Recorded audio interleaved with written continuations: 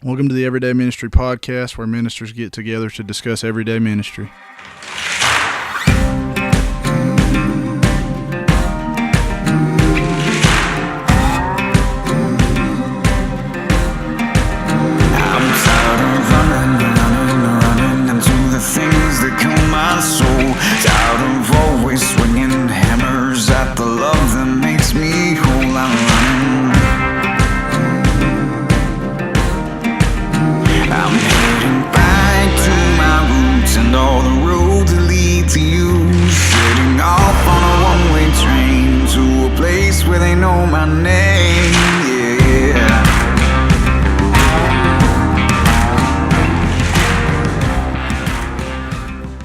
Welcome to the Everyday Ministry Podcast. This is James White. I am the pastor at Lighthouse Community Church. Hey, and this is Chris Norsworthy. I'm one of the associate pastors and elders at Reformation Church in Baker, Louisiana. Chris, how is everything going your way this week? Everything's great. We just finished up VBS, so I'm recuperating. Got a lot of rest over the weekend, but other than that, everything's pretty good. Now, were you a mad scientist during this thing, or what was going on with that?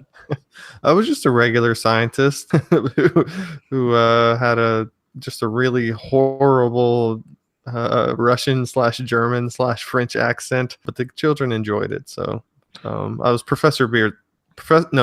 Beardsman. Dr. Beardsman. Okay. Yeah. Did you mean for your name to be that, or was that like the name that came with the material? The name that came with the material was Dr. Mister, and I just thought that sounded horrible. So my wife and I were the hosts, basically. We did the openers and the closers and stuff. So I just told her to call me Dr. Beardsman because I thought it'd be funny. Well, that's awesome. So you're telling me that VBS is something that can still be utilized for the good of God's kingdom, right? Oh, right. Yeah, it isn't.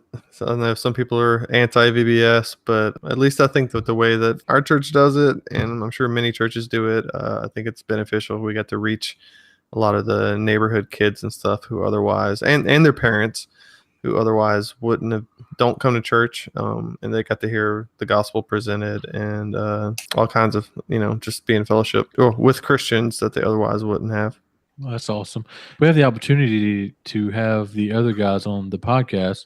For the listeners out there, we actually plan on discussing VBS in our upcoming episodes. We are actually looking at doing that one for tonight, but my church doesn't do VBS. We just don't have any children at all in our church except for 4-year-old and down. And so we just never started it yet. And so when we get the other guys on here that do VBSs at their church, we may chop up that conversation. But everything's going good on my end. Just been a busy week of doing systematic theology. Oh. I am a glutton for punishment sometimes, and that is taking classes during the summer that should be about 14 weeks long and taking it in about an 8-week time span. I guess that's who I am as a person. I love difficult things sometimes. So, but as we get into the conversation about bivocational ministry, what we see is that the term bivocational ministry is kind of one that, as me and Chris were talking earlier, we were like, how do you really define what a bivocational minister is?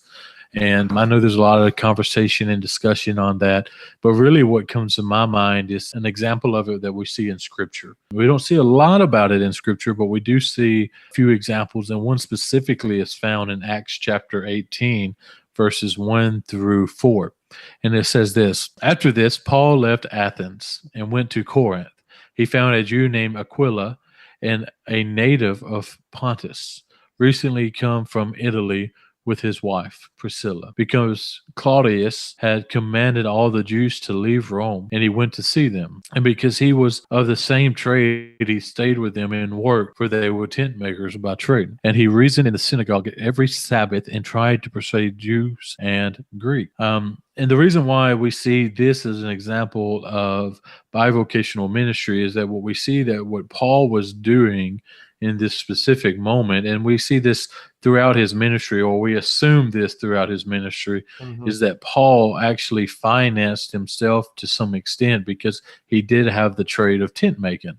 And so he would work on the side to make a living as he ministered the gospel. Mm-hmm. And so, but today, when we kind of define a bivocational minister, what it really means is that someone that takes an income at the church as well as a secular job. Now, Right. I think so often you also see where there's not only bivocational ministers, but you also see trivocational and different things of that nature.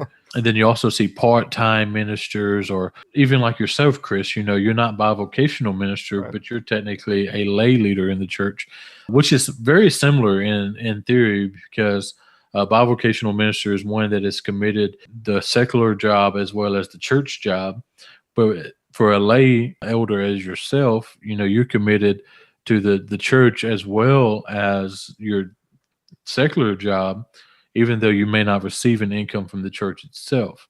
So really the principles that we're going to be discussing really fall hand in hand with even your situation. And to be honest with you, probably even to an even farther extent of what a bivocational minister is, because not only do we get paid to do it, but you do it for free, right? You are committed to being an elder of the church without an income. And so as we get into the conversation, just to define what a bivocational minister is, it's one that is two vocations, that it works for the church as well as a secular job. Or, people like me and Chris, where we are working jobs as well as committed to the church, and then go to school and different things of that nature. Yeah, before we get into the discussion, I wanted to ask you, James. I know that you work at the post office, or for the United States Postal Service, but what do you actually do outside of the church? Okay, so I work for the post office, and I've done two different jobs for the post office. To begin with, I used to deliver mail.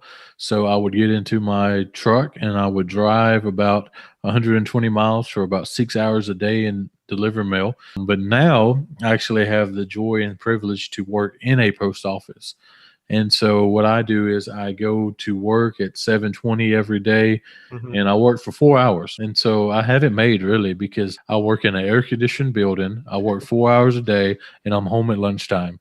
I mean, I don't think I could have it any better, because specifically what comes to mind is so many pastors out there that not only are they pastoring their church, but they have jobs where they're working full-time hours. Or Right. I have a buddy of mine that he's a pastor. He was actually pastor of the last church I was at when I served as a youth pastor, and he worked for UPS. And I'm talking like 10 hours a day. I mean, it's crazy stuff.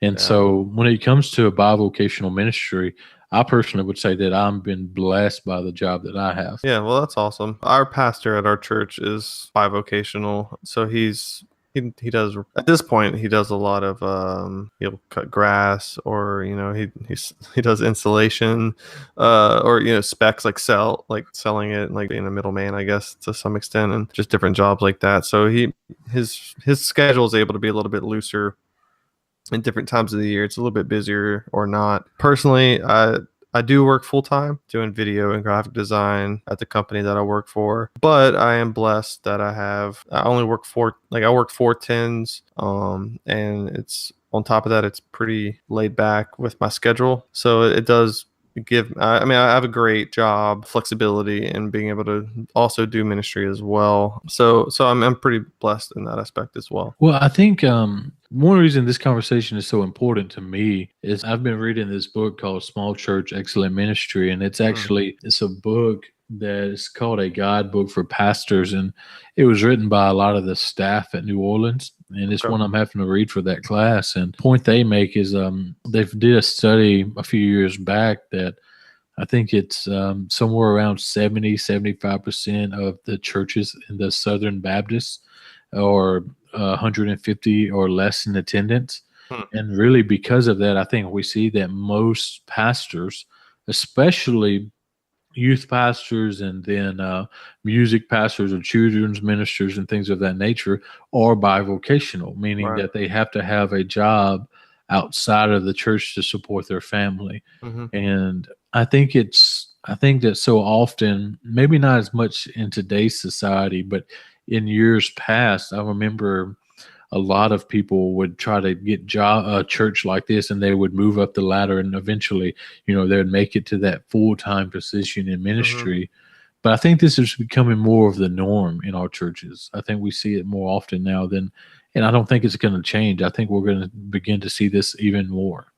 Yeah, I agree with that. And I've wondered that myself, how I don't think there's a large population of full-time, percentage wise of full-time ministers. A lot of churches, maybe their lead pastor is full-time, but everybody else is either completely volunteer or bivocational. And I've wondered that, and just in the future, even in the next 10 years or so, what's that going to look like? And, not even partly from a political sense, even wondering of the whole, eventually they remove churches, tax exemptions, and all of these kind of things.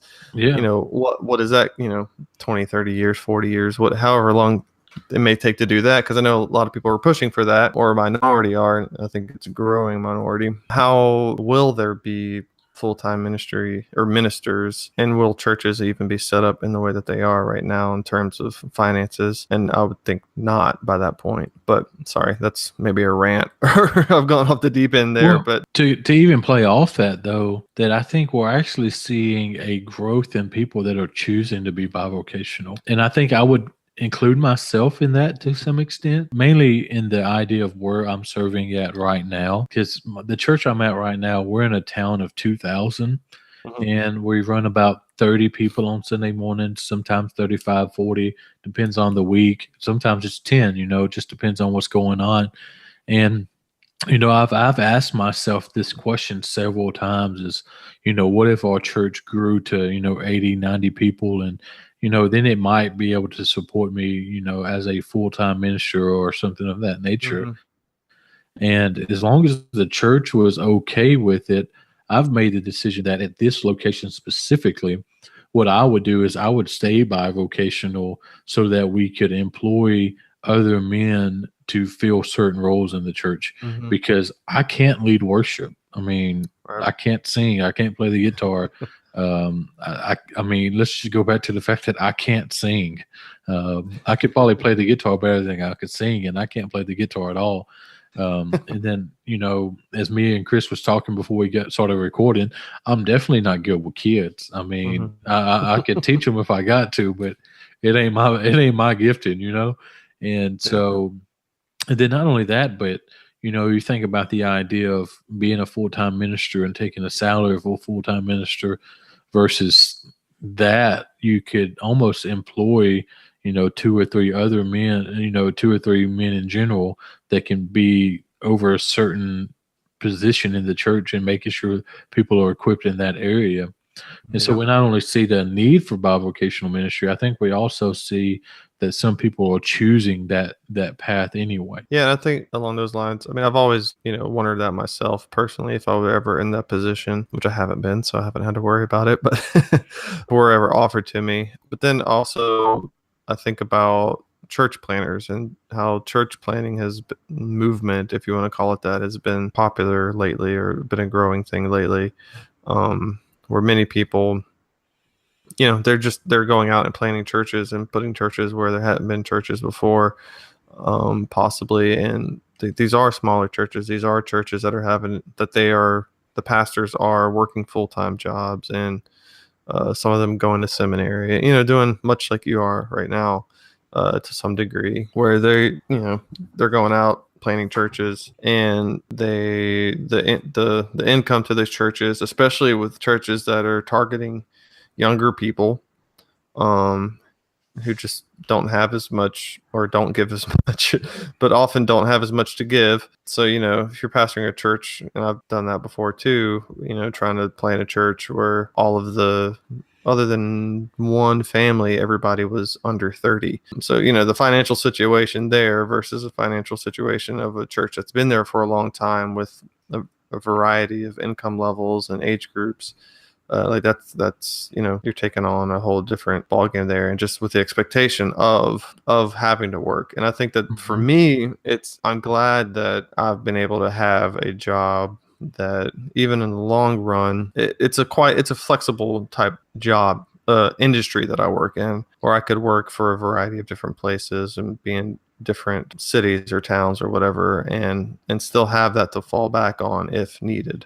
Well, that's why now I'm only 26, so I don't want to come across as I'm this wise man or anything like that. But I went to school, and after went to junior college, I went and got my bachelor's in pastoral ministry, and now working on my seminary degree from New Orleans, and I'm about halfway through with that. And as I talk to younger guys, and I know I'm only 26, so younger is not that much younger, but when I talk to other guys that don't have bachelors yet, and they're debating on going to Bible college for ministry, one of my number one advice for them is that if you plan on getting your master's, get your bachelor's in something vocationally, get it in teaching or computer science or engineering or something of that nature, so that you can actually get a job and then do ministry as you're working, and then go back to school for your seminary. Because somebody like myself, I work at the post office, which I'm blessed to have that job, but I'm just going to be real. I don't have that many talents that I can fall back on. And so I have to work whatever I can get, and so that's my advice to people now is, bivocational ministry is something that is up and coming, and it's just a reality of where we're at in society. So get you a job in something that can pay the bills and feed your family. And then you can work on, seminary and things of that nature afterward. And I think that it's a thing that God may not have that for you, but many people, you just never know. So I think that it's also a good thing to have something to fall back on, just even if it's not going to be the rest of your life, if it's in between things or in hard times, financially for a church. You may be at the same church for 30 years, but you may have to go in and out of being bivocational, which happens to people. Or thinking about someone in the position of yourself, you have God's calling on your life to be a pastor, but it hasn't been in the cards for you to be a paid pastor yet. So you serve him as a lay elder in the church. And that's just a reality, right? That's just something, God's got that calling on your life, but you feel called to where you're at. You feel called to serve that church, but they can't pay you. And so, obviously we're not in what we're doing for the money. So, we have to be ready to serve the Lord the way that he has it for us without being paid. And I think most pastors are there. I don't know many pastors that pastor churches for the pay. I think I could think of so much more things you could do for better pay. You know what I'm saying? Neither of my jobs. That's what I'm saying, right? I mean, but as we think about vocational ministry, though, man, obviously there's some good things that come with it. There's some bad things that come with it. And so as we kind of think through some of those, I think it's so easy for us to start with the bad. So let's just start there, So obviously the bad things about bivocational ministry is, I think back to, I guess it was 2 or 3 weeks ago. It was just one of those weeks where, my job was busy, my life was busy, the church, different people got sick, I had to visit people. And then not only that, I had to cut grass, I had to do these things, what I'm saying? Right. And before I even realized it was Thursday, and all I have done for my sermon for Sunday is read Psalms. I think it was 14 at the time. The only thing that I did had read it like 3 or 4 times that week.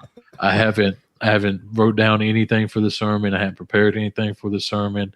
And so that's obviously a case, right? Is that one of the negatives of being bivocational is that you're exactly that. You're not doing that full time every day. So there may be weeks where you're looking at the text on Thursday for the first time, or you haven't wrote down anything. And then I think about yourself, like you said, you and your wife were kind of helping with VBS that week.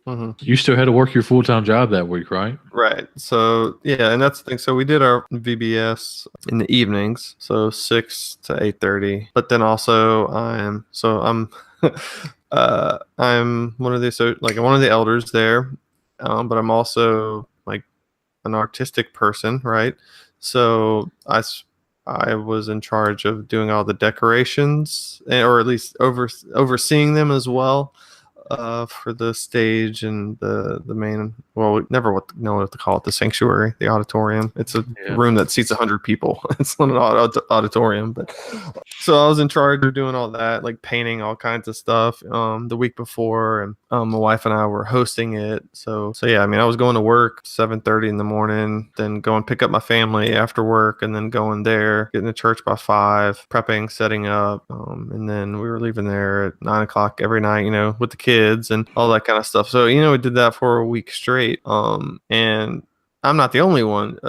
So many other people in our church were volunteering and helping and stuff like that. But on top of that, we still got the classes to prepare to teach, and the other pastoral things that go along with it. So yeah, it can be a lot to manage. So obviously, when we think about being bivocational, the number one thing when it comes to being negative that comes out is the fact that we don't have the same time as somebody that is full time. Right. Can you think of any other kind of negatives that just come naturally to you when thinking of bivocational ministry? I mean, I think that time is definitely the number one thing. And I'm sure that there's other things that probably mostly would just stem from time. Yeah. Because there's being able to dedicate a certain amount of time in large chunks to preparation of what you're going to teach or what you're going to preach, time for people, time for all of those things, that I think that it bleeds into many different areas and many different aspects. But for me, it's mostly time. Yeah. And I guess balancing life in general, it's just you don't just have one job to balance. And I mean, I know a lot of people have hobbies, I've heard. Yeah.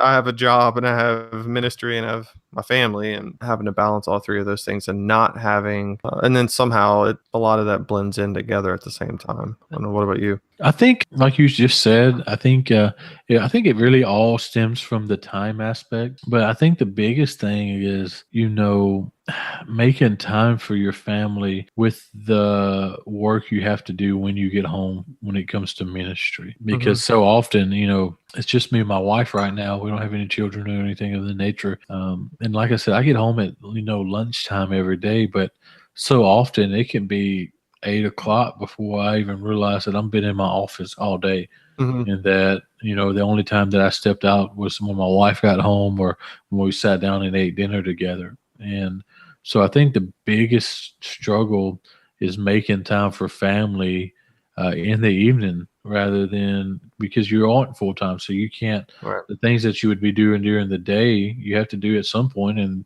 unfortunately, you only have the time to do it is the evening. And so I think that's the biggest negatives. I mean, I don't want to be negative when we're thinking about vocational because it's such a reality for so many people. But I think we have to see the negatives if we're going to learn from them and fix them. And so what are some things that we can do and apply that would prevent us from, allowing these negatives to take over, I guess? For me, I try to be as aware of what I need to be doing as much as possible. So I use multiple apps, calendar app, notes app, Trello app, like all these kind of things to keep myself structured. Yeah.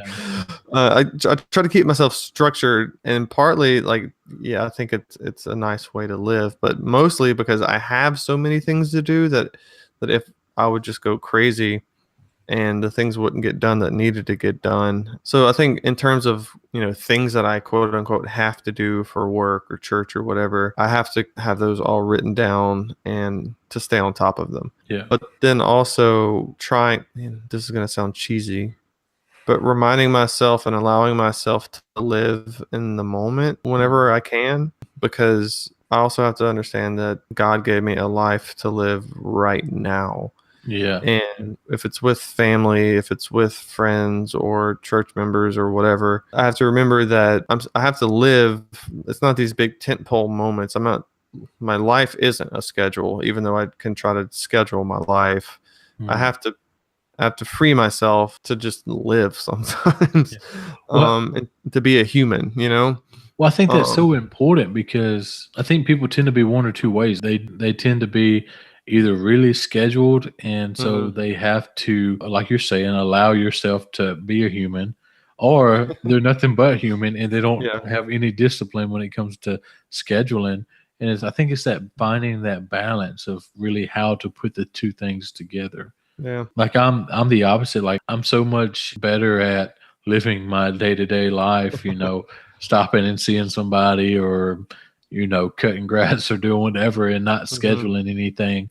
And so if I don't schedule, I don't get anything done. Right. And I'm the type too where one of the things I have to do to prevent kind of a lack of productivity is I have to go to a coffee shop a couple days a week and do my work there. Because if I come home and try to do stuff, I see that the dishes need washed, or I need to weed eat something, or whatever the case may be at the house. And so I have to go somewhere in quietness and sit down and sit there. Like today, I sat in the coffee shop from 12 o'clock to 4 o'clock before I realized, hey, maybe I need to go home at some point. But I got more done today than I did last Friday because I wasn't at the house trying to do something. Yeah, and that's the thing, I mean, I do that as well, or to go to the library or something like that, just because it's it's something that's away from all of my other responsibilities or anything that I have to do. And setting aside a large chunk of time, you can actually, if you set aside 4 hours to do something or to do things, you can actually get a lot more done in those 4 hours than trying to set aside 4 separate hours. Yeah. Like 4 consecutive hours, you're going to get more done than you are in 4 just segregated hours throughout the week or whatever. Well, especially when it comes to my sermon prep, that's what I have to do. I can't just put 4 separated times in my week to prepare for a sermon, because I need a good consecutive, at least 4 or 5 hours twice or 3 times a week to really prepare a sermon each week, because my brain don't get going good until about 30 minutes in. So, So we've talked about the negative and kind of how to prevent some of these things. And I think I think it's good to recognize the negative. People may think I'm a negative person because, man, I evaluate the service every week. I take criticism well. I like to hear about the negatives. That's just who I am. Maybe that's not a good thing, but it is what it is. Well, it's easier to point out the negatives sometimes. If somebody says, I mean, for me, I've noticed, like, you can get people to tell you negative things easier than they can. If they like something, they're just like, I like it. But if they don't like something, they can pretty much tell you why they don't like it. Exactly. Well, I guess in my mind is I can't learn from anything unless I think of the negative. I can't, if I'm taking what is good about it, I can't change what is good because it is. But if it's bad, I can work on that. Right. But That's to move from negative to positive, because we don't want to end on like a down note, but what do you see as the benefits of bivocational? None. No, kidding. None. There's nothing good about bivocational ministry. No, I'm playing. There's obviously some good things. I think we did touch a little bit on this when the first time I was on talking about lay eldership. Yeah. But for me, some of the benefits that I can name, like, maybe I can't spend all my time doing church related stuff, although I kind of would like to. But on the other hand, I do go to a job and my income is able to help support the ministry rather than the other way around. And I'm fine with that, because whether if I was in ministry or not, that's my income would be doing that. Yeah. So I think that that's a benefit, that I'm able to both give my time and give financially to the ministry of the church. Most definitely. And then just to avoid the obvious ones, I guess the thing that really comes to my mind is that your income is not wrapped in just the church itself. And so we all know, I think everybody listening knows, and if you don't know, I'm sorry to let this cat out of the bag, but sometimes ministry is not good, right? Sometimes there's situations that we may find ourselves in that are negative and toxic situations, and that that we may find ourselves outside of ministry. If it may be by our own fault or the fault of individuals in a church. And so if those moments arise and we're no longer serving in that specific church, if you are bivocational, your income's not wrapped completely into that one vocation. Yeah. And so you're able to still provide for your family outside of the church. We're not depending just on that. It's kind of like, you get the hold. I actually saw it on Babylon Bee last week. I don't know if you saw this one, but it talked about, it was the church expressed that they were paying the pastor too much after he bought a 1999 Honda Accord. And what was so funny about it is like me and my wife just bought a car like that same day that I saw that article, and I was laughing. I was like, well, I guess they can't say it to me because we're bivocational. But I think that is it too, you know. Not like my church is not bad at all. I don't want to act like that's anything what anybody would say at my church, but because they wouldn't at all. But I have been a part of churches that would somebody would make the comment, even if it was just jokingly. Well, I guess we're paying the pastor too much. He bought that nice car, you know. Right. And I guess you don't have to hear about that as much if you're bivocational. Yeah. And I think that, I guess it kind of makes me think of two different things. Of one, because I do have, for me, because I have a full-time job, I can choose to go to whatever church I want to freely. Do you know what I mean? And I don't mean that in a negative way, but I'm not tied financially to a church. I guess that's kind of what maybe you were alluding to earlier, which is not, I'm not saying that's a bad thing. If you're a full-time minister, that's great. I may be someday, and you know, if that's what God has for me, that's awesome. But you know, you do hear people who are in churches where like the deacon board is just trying to destroy their life. And and I think most of those people aren't staying in there for financial reasons. They're staying there because they love the ministry. But, you know, you got to, like you said, if that is your job, if that is your vocation, you do have to consider your family and stuff like that. And I'm not saying that that's a bad thing, but for me right now, I could choose to go to the church that I went to right now because I wasn't on staff anywhere. And they needed help. So that is having a job and not needing to be paid, because that is kind of how the conversation went with pastor. At one point, I told him like, hey, if you ever know of anybody who's looking for somebody, like I'm open to it, you know, to moving to another church if that's where God calls me and it's somebody and they need somebody. Because at the time I was like a pastoral intern at a church, but not like, you know, I had some ministry responsibilities, but was looking to help more. Yeah. And he was like, okay, I'll let you know. And then he texted me back later. He's like, we're kind of looking for somebody. I forgot how the conversation went, but basically he said something along the lines of like, at first he thought I was looking for a job. Yeah. And then once he realized that I wasn't looking for a job, he was like, we could use somebody. So that's the reason I was even able to go there and to come to the church that I'm at right now. It's a great church. I love the church, money or not. I'm able to be here. And I think that there's probably some people who feel stuck at churches that they're at, or they feel, I think I'm sure there's somebody who feels like they can't maybe fully be themselves or fully express themselves in one way or another because it is their job. And I don't think that's the case for most people, but you know, for me, I'm not in that position. Well, I've heard of several pastors, and if it's right or wrong, we could argue about it, I guess.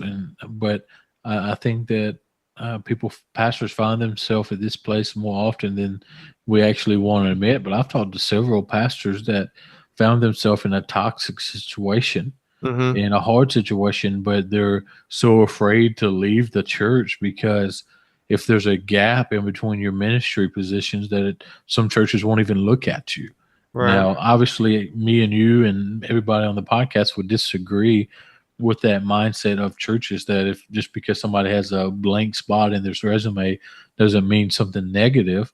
But I've talked to plenty of pastors there. They're just so afraid to leave where they're at because they're afraid that they won't find somewhere else. I mean, and so I do think that's a positive, you know, that you are free.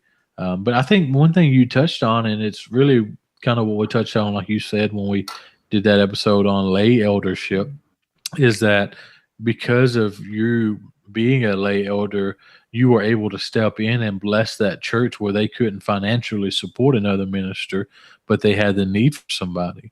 And that's a benefit in and of itself. And I think that Scripture is clear that God will bless you and your family. And I think He has through the jobs you have and things of that nature.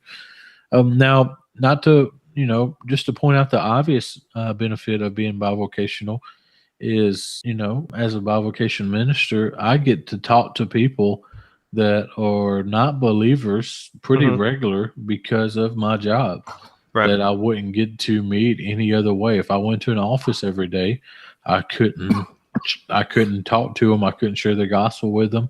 I couldn't meet them. I mean, that's just a reality to it. So I think one of the biggest benefits of being bivocational is the opportunity that individual has of meeting new people. Yeah, and I think that these are points that I didn't jump into because we did kind of talk about some of Yeah. this the last time. I think that it's pastors who are full time, they have to purposely go out of their way to be outside of their either like their family or their church bubble. Yeah, And exactly. and maybe their family bubble or their church bubble is full of heathens, but I don't know. Depending on the church. But we kind of we're compelled to because we must. So like I think that on one hand it's we get to be around people who aren't in church all the time. So um that's a benefit for them. Hmm. But then also the benefit for us is that we aren't removed from like we're still in the world, but Yeah. not of the world. And we're in the world a little bit more than a full-time pastor would be, who just naturally every day because we're going to work every day. Yeah. Whereas a full-time minister, full-time pastor has to, I mean, in some sense, they would have to be doing something else in Yeah. order to put themselves in a situation with non-church people, and that could be sports, it could be whatever, Yeah. extracurricular activities, whatever they're doing.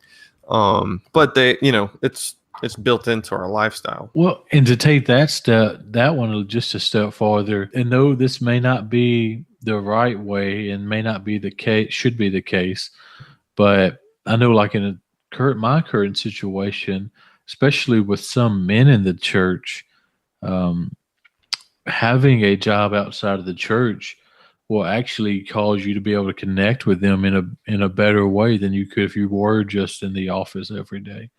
Hmm. That if I was in the office every day, they may not think I understand what they're going through at their job or the Yeah. circumstances that they live through. And I think it's actually a benefit for me because I actually think about my church, and this is kind of odd, but I actually have two other people and then one person that comes every now and then in my church that works for the post office.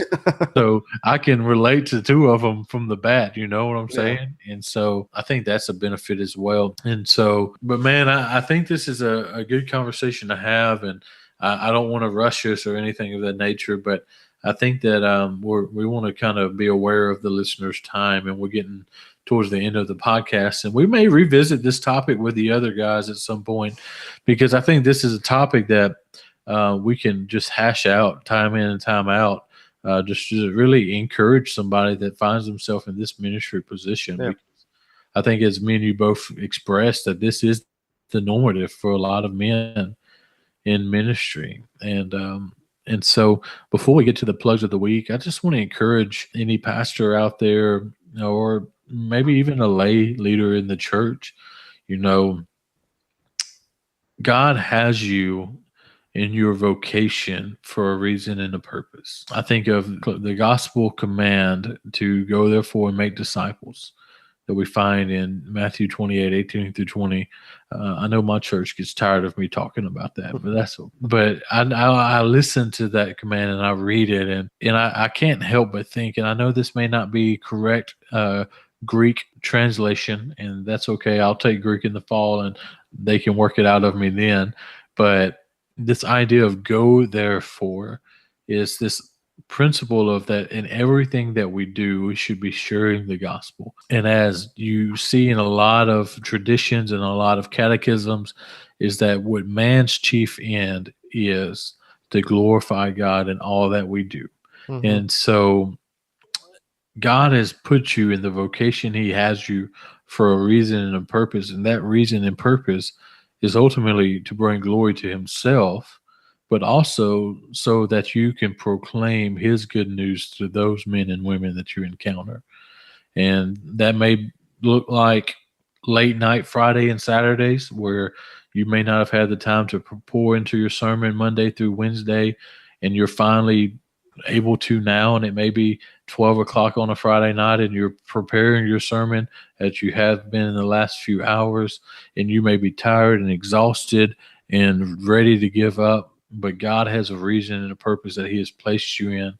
And so just find joy in the circumstances He's placed you in. Krist, anything you want to add before we do plugs of the week?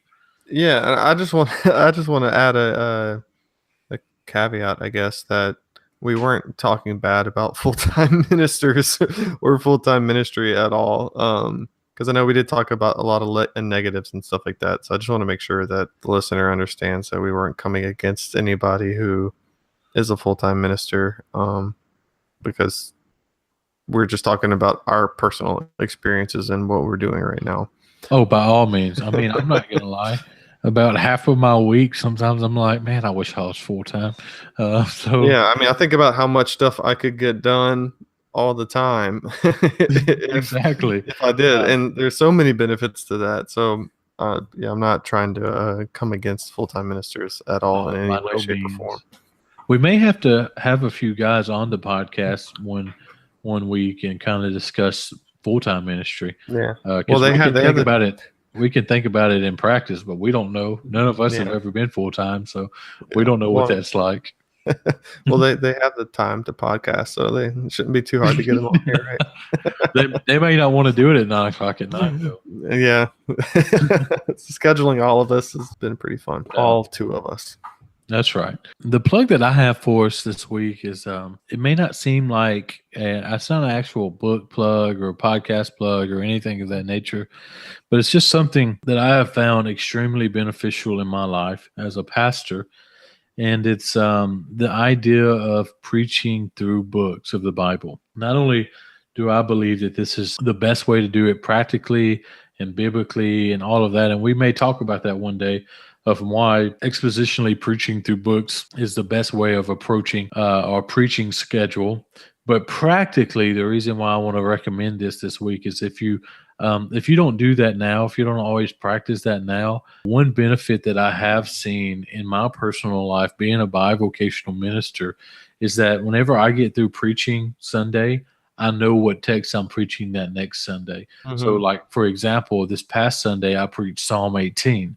And as I'm working through the Psalms during the summer, Krist, you may be good enough to do this kind of math. If I preach Psalm 18 this week and I'm going book by book in order, what am I preaching next Sunday?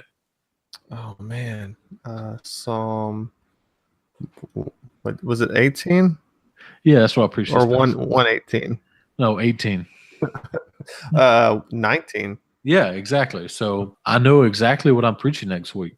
And as I expressed earlier, I think back a few weeks ago, whenever it was Thursday before I really got to stop and to really pour into my sermon for that next Sunday. But the beautiful thing is I had done read it because after I got through preaching Sunday, I knew what was coming next. So even though I hadn't put any sermon prep together, I've already been pouring into what that text is I'm preaching next week. And the beautiful thing about this is that we're called to preach the whole counsel of God's word. So it's practical for us to preach through books. But anyway, we could talk about that subject in a different day. But that's my advice. Try preaching through books. If you don't already do that, maybe you're a youth pastor and you're like, how do I preach through books? Maybe you don't preach through a book. Maybe you just teach the youth through a book or something of that nature. Anyway, Krist, what's your plug of the week? My plug of the week is Facebook Live. Okay. It's something that we've started doing recently at our church. And it's really simple and really easy to do it. You can just use a phone with the Facebook app. And if you have a Facebook page for your church, you can just turn it on, press the video button and start recording and have your sermon that's being preached live as it is and then saved to your Facebook page. And I think the great benefit of it is that all of your members aren't always able to be at church every week. Many members possibly aren't at your church because, well, for one thing, they're not deathly ill, but they also just don't didn't feel well enough to go into church, or didn't want to share a virus or whatever. In a lot of smaller churches, you bring a virus to a church, you get somebody sick, and then it's just going to go around for 3 months, right? Yeah. So the wise people will stay home. And this gives an opportunity for people who don't podcast, who don't go to the special page where you upload the audio of your sermons, that they're probably using Facebook, though. Most of the people are probably using Facebook. So it's a place where they already are, and it's free to use. You can just post it, and it's there. You don't really have to do anything special. You can get special with it, but you don't have to do anything special with it. And I think that that's a great benefit, and I think it outweighs any negative concerns of people skipping church just to watch the sermon at home. I don't really think that's a big issue. I think it's going to be more beneficial for those people who are already members, and for possibly people who aren't members who would then, be able to see and hear the word preached. Man, to kind of piggyback off that, we've actually been doing it for a while at our church, and Jamie is the one that normally does that every week and kind of gets it started. And we don't have Wi-Fi at our church, and you just do it over cell phone service. So you don't have to have anything. We finally bought a stand to use instead of rigging a mic stand up. But, I find in like my church context, we have a good portion of our church that are EMTs and things of that nature. And so they have to work some Sundays. Yeah. And so one benefit for us is that they can go back and watch the service where they weren't able to because of their vocation. Yeah. But one advice I want to give is a few weeks back, Jamie was sick, so he wasn't able to be at church, and I had to do the Facebook Live off my phone. And I put my phone on the screen lock where it doesn't rotate. And so if you are going to do Facebook Live, make sure you take that off, because if not, it records like sideways the whole time. And so I had so many complaints from just different people that week of like, I had to turn my head sideways to watch the video. And let's see there's those negative comments you like to hear. That's right, man. I grew from it. Now I know that somebody else should do the Facebook Live and not me. Yeah. That's what I learned from that experience. Yeah.